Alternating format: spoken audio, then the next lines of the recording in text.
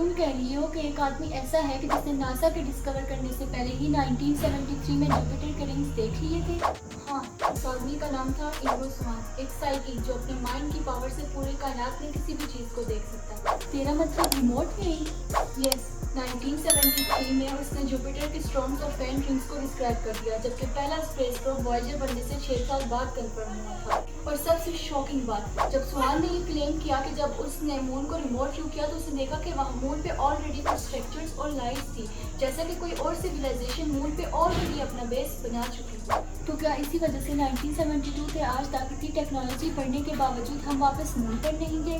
वापस? लोगों का तो मानना था कि मून लैंडिंग ही फेक थी। ये सुनकर तो CIA ने उसे पकड़ लिया होगा। बिल्कुल, CIA ने उसे पकड़कर टॉप सीक्रेट प्रोजेक्ट स्टारगेट में डाल दिया और स्वान को बोला कि सोवियत मिलिट्री बेस डिस्क्राइब करे जो वहाँ से हजारों किलोमीटर दूर था। फिर इसने मिलिट्री बेस तो डिस्क्राइब किया ही, साथ में इसने एक सीक्रेट न्यूक्लियर फैसिलिटी भी पिन पॉइंट कर दी जो बाद में सैटेलाइट से कंफर्म हुई। What the hell.